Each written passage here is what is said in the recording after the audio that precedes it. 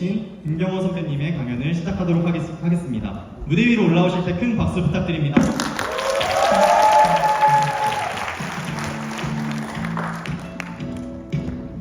네, 안녕하세요. 저는 환경보건과학과 1, 2학번 김경호라고 하고요. 지금은 삼성전자 화성환경안전팀에서 근무를 하고 있습니다. 앞서서 너무 대표님께서 환경에 대해서 이상적인 얘기를 많이 해주셔가지고 제가 오늘 준비한 내용이 조금 안 맞을 수도 있는데, 저는 조금 취업 준비하면서 실제로 환경안전으로 근무를 하려면 어떤 게 필요하지? 어떤 거를 더 준비해야 되지? 약간 이런 고민이 많았던 것 같아요. 여기 계신 분들도 취업을 준비하시게 되면은 어떤 회사에서 내가 어떤 근무를 하게 될지 이런 거에 대해서 의문이 있을 거라고 생각을 해가지고 그런 내용 위주로 준비를 해봤고요.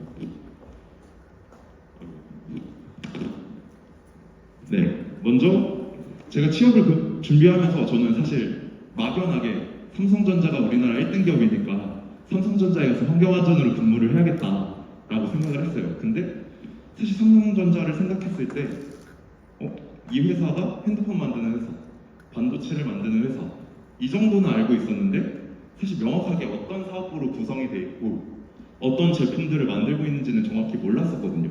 그래서 여기 계신 분들도 만약에 물론 삼성전자가 아니라 다른 사기업을 지원을 하시려고 하는 분들도 있을 거고 공기업을 준비하시려고 하는 분들도 있을 텐데, 일단 본인이 취업을 희망하는 곳이 있으면은 그곳에 대해서 조금씩은 알아보고 내가 원하는 방향이 맞는지를 한번 보시는 게 좋을 것 같다라고 생각을 하거든요. 일단 삼성전자 같은 경우에는 크게 두 가지 부문으로 구성이 되어 있어요. DX랑 DS로 구분이 되어 있는데, DX 같은 경우에는 여러분들이 알고 계시는 것처럼 핸드폰이라든지 냉장고, 세탁기, TV 이런 가전제품들을 만들고 있다라고 보시면 될 것 같고요. 이 DS 부문 같은 경우에는 여러분들이 잘 알고 계시는 반도체를 만들고 있어요. 그 중에서 메모리, 시스템 LSI, 파운드리 이런 식으로 구분이 되고 있는데 아마 크게 차이를 잘 모르실 거예요. 저도 준비를 할 때 반도체는 하나 아닌가? 약간 생각을 했었는데, 굳이 차이를 보자면 메모리는 정해진 레시피대로 똑같은 제품을 만들어내요. 근데 파운드리 같은 경우에는 외부에서 설계를 해줘요. 반도체를 이렇게 만들어줘. 그럼 그 의뢰가 들어온 대로 만들어내는 거고요. 이 설계, 다른 데 파일 위에서 반도체를 어떻게 만들어야 돼 라고 설계를 하는 데가 이 시스템 LSI라고 보시면 될 것 같아요. 그래서 만약에 내가 여기 계시는 분들이 혹시 사기업을 취업하고 싶으신 분들이 계신가요? 왜 사기업을 지원하시는 거예요? 그쵸. 저도 아까 감성적인 얘기가 되게 반대지만 저는 솔직히 대학 오는 거 솔직히 취업하려고 다들 오신 거 아닌가요? 취업 준비를 하면서 당연히 일자리가 많은데 돈 많이 주는 데를 지원을 하고 싶었고, 그러다 보니까 공기업 같은 경우에는 사실 일자리가 굉장히 좁아요. 수자원공사 이런데 이름만 들었을 때는 저는 되게 환경을 위한 일자리인가 보다 라고 생각을 했는데, 실질적으로는 다 토목, 건축, 그리고 환경직은 한 번에 2명씩밖에 안 뽑아요. 그리고 환경직이랑 안전직은 공기업으로 가면 연봉이 굉장히 낮습니다. 그래서 저는 사기업을 준비를 하게 됐고, 사기업을 만약에 여러분들이 생각을 하고 계신다면은 공기업 면접 같은 경우에 사실 인성 위주의 면접 질문들이 많아요. 근데 사기업은 왜 우리 회사를 오고 싶은지, 우리 회사에서 너네가 그래서 뭘 기여할 수 있는지 이런 걸 위주로 질문을 많이 하기 때문에 어떤 제품들을 이 회사에서 만들고 있고 이 회사가 추구하는 방향이 어떤 쪽인지 그런 거에 대해서 한 번씩 미리 사전에 알아보시는 게 좋을 것 같습니다. 저는 앞서 말씀드린 거에서 DS 부문에서 메모리 사업부에서 지금 근무를 하고 있고요. DS 부문에 대해서 조금 살펴보면은 사실 직장을 구할 때 내가 어디서 일하게 될지도 되게 중요하잖아요. 화학공단 이런 데, 여수 이런 데 사실 먼저 선택 가고 싶어 하시는 분은 거의 없을 것 같아요.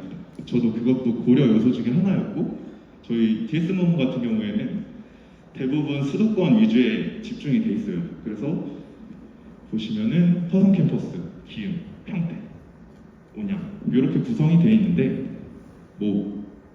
만드는 제품에 따라서 조금 다른 경우도 있고, 아니면 온양 같은 경우에는 제품을 다 만들고 후공정을 해야 돼서 따로 떨어져 있는 경우들도 있어요. 그래서 뭐 딜스 부문 전체 이렇게 4가지 사업장으로 구분이 되어 있고 환경안전 근무 인원은 이 4군데를 다 합치면 한 1,100명 정도 돼요. 보통 다른 기업에서는 법적인 기준을 준수하기 위해서 안전관리자나 보건관리자를 선임하는 경우들이 많아요. 그렇기 때문에 업종에 따라서 뭐 50인 이상이면 안전관리자를 1명 선임을 해야 된다. 500명 이상이면 2명을 선임해야 된다. 그 기준을 맞추기만 하면 되기 때문에 거의 대부분 사기업 같은 경우도 조금 중소나 좀 작은 중견일 경우에는 환경안전인을 많이 안 뽑을 수가 있어요. 그렇기 때문에 내가 대기업에 붙을 수 있을까? 라고 해서 처음부터 안 넣지 마시고 그쪽이 당연히 풀이 더 넓어지기 때문에 가급적이면 환경안전으로 공고가 떴다 하면 다 넣어보시면은 그쪽이 오히려 경쟁력이 있다라고 보거든요. 그래서 지원을 하실 때는 환경안전, 안전관리자, 보건관리자 일단 뭐 가리지 마시고 가급적이면 다 지원을 해가지고 좋은 결과를 얻으시면 좋을 것 같고요. 다음으로 이제 저희가 환경보건과학과다 보니까 환경보건과학과로 사실 이름이 바뀌기 전에는 환경과학과였어요. 제가 처음에 들어왔을 때 그때는 보건에 관련된 내용도 없었고 환경, 수질, 수생태계, 독성화 거의 이 정도 수준으로만 강의들이 구성이 되어 있었던 것 같아요.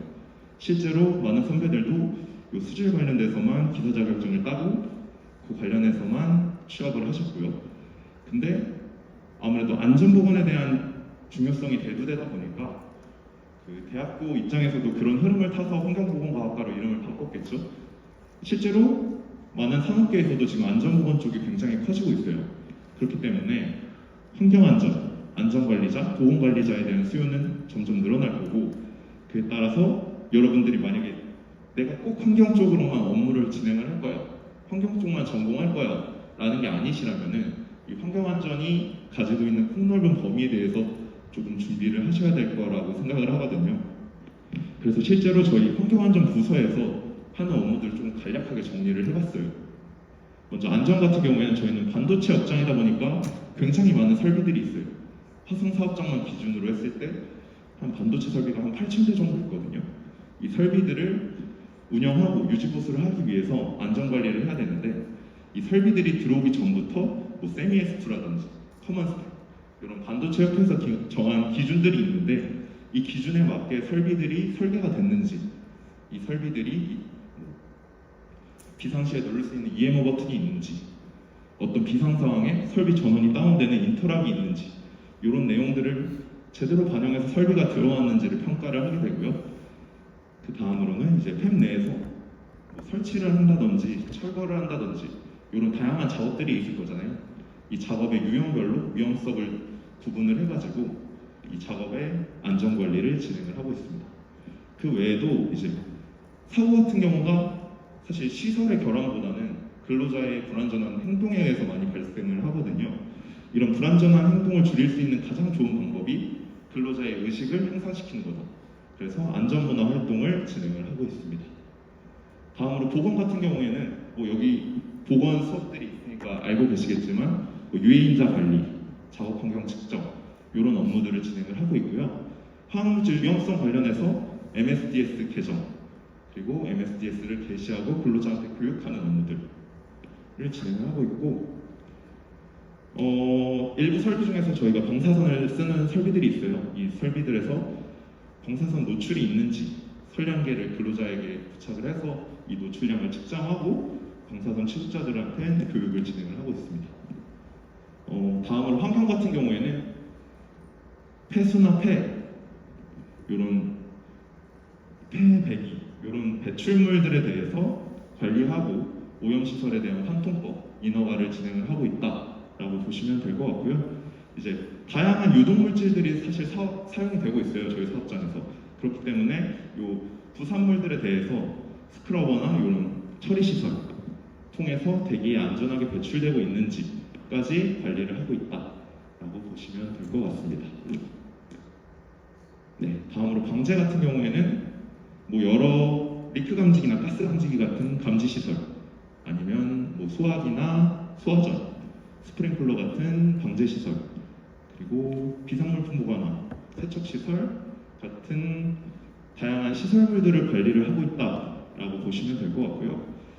그리고 비상 상황에 저희가 대피를 해야 되잖아요. 그래서 뭐 가스 케미컬 리크라든지 인적 사고라든지 이런 다양한 사고별로 시나리오를 구축을 해서 이 시나리오에 따라서 반기에 한 번 교육이랑 비상대피 훈련을 진행을 하고 있다라고 보시면 될 것 같습니다.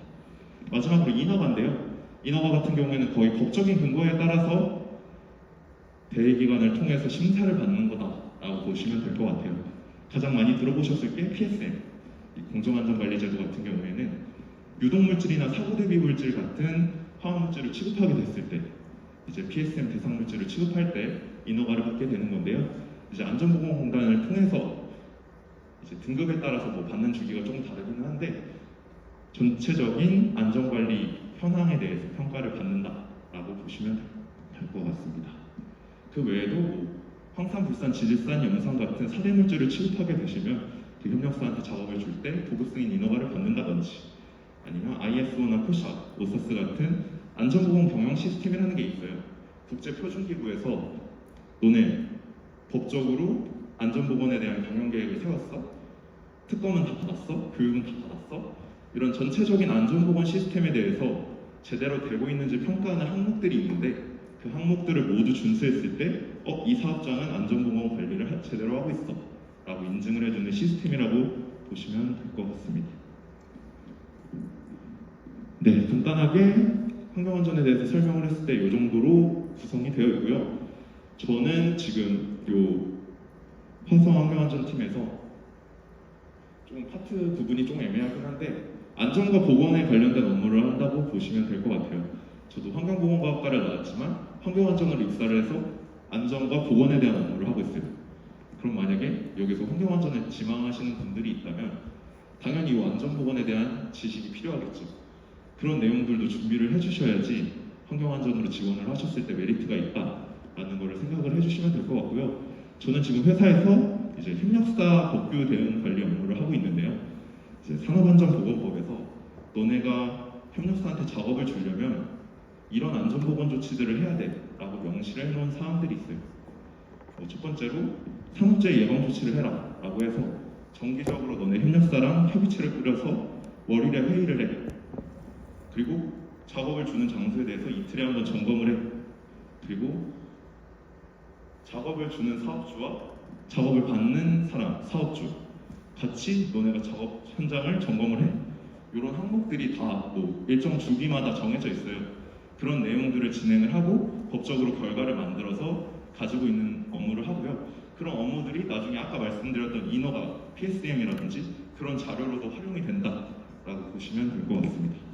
그리고 두 번째로 도급 승인이라고 아까 잠깐 언급드렸는데 황산, 불산, 질산, 염산 사대물질과 관련된 사고가 많이 발생하면서 안전보건공단에서 고용노동부랑 같이 이 사대물질에 대해서는 너네 협력사한테 작업 주려면 인허가 받고 작업을 줘 라고 2020년도에 이제 산안법이 전면 개정되면서 제정이 됐어요. 그래서 이 협력사한테 작업을 주고 싶어요. 사대물질을 쓰는 설비를. 그러면은 이 설비에 대해서 작업하는 모든 협력사는 이 협력사가 적절한 안전보건 능력을 가지고 있는지, 이 설비는 적절한 안전보건 조치를 하고 있는지, 그리고 우리가 작업을 줄 때 안전보건 관리에 대한 계획이 어떻게 되는지 이런 내용들을 제출을 해서 노동부한테 승인을 받은 다음에 작업을 주고 있습니다.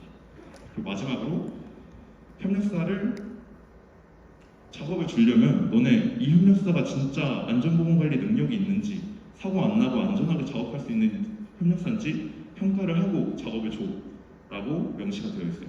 그래서 협력사에 대해서 위험성 평가를 규정대로 제대로 하고 있는지, 특검은 모든 인원이 특수물질을 취급하는 모든 인원이 받고 있는지, 교육은 제대로 정해진 강사 자격이 있는 사람이 진행을 하는지 이런 내용들을 전반적으로 평가를 해서 일정 점수 수준 이상이 되는 경우에만 계약을 하고 작업을 줄 수 있게끔 프로세스를 관리를 하고 있습니다.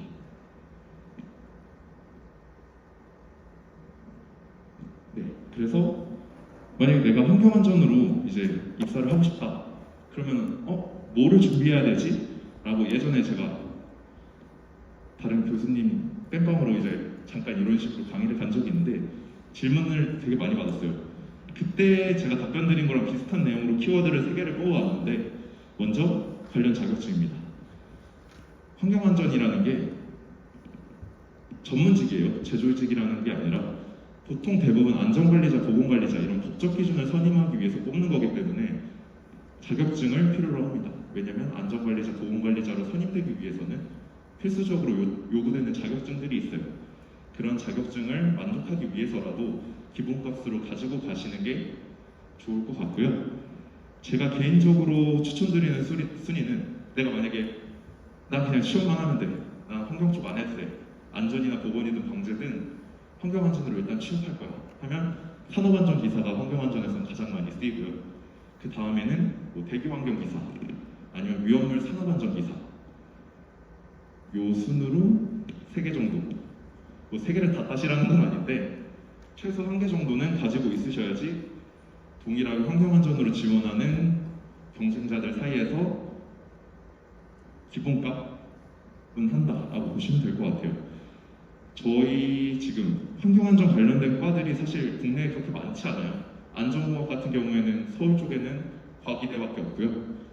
그리고 뭐 보건이나 이쪽 관련해서는 뭐 고려대, 저희 학교, 경희대 요 정도 있기 때문에 사실 과 자체가 많지 않아서 그리고 좀 더 이 환경안전에 특화된 과들이기 때문에 대부분 졸업할 때 기사는 하나씩 따기 때문에 요거는 반드시 하나 이상은 따주시는 게 취업할 때 유리하다라고 보시면 될 것 같고요. 그 다음으로 법규 및 동향에 대해서 조금 알아두는 게 좋다라는 겁니다. 지금 환경안전 관련돼서 혹시 법규 알고 계신 거 있나요? 뭐든 좋습니다. 환경이든 안전이든 보건이든 방제든. 네, 산업안전보건법이 가장 많이 쓰이고요. 중대재해처벌법 요새 민감한 이슈죠. 또 아시는 거 있나요? 네, 화관법도 굉장히 많이 쓰이고 그 외에도 뭐 고압가스 안전관리법 등등 다양한 법규들이 있습니다. 이런 법규들에 대해서 내가 세부적인 내용은 몰라도 이게 왜 이슈가 됐고 이 내용에는 어떤 내용들이 있는지 정도는 한 번씩 뉴스로 찾아보시는 게 좋을 것 같고요.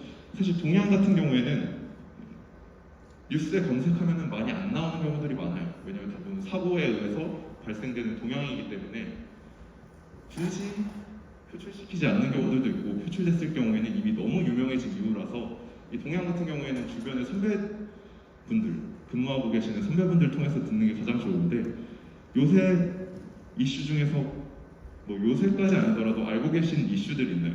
요새는 요게 핫하더라고요. 뭐 친환경이든 안전보건 관련해서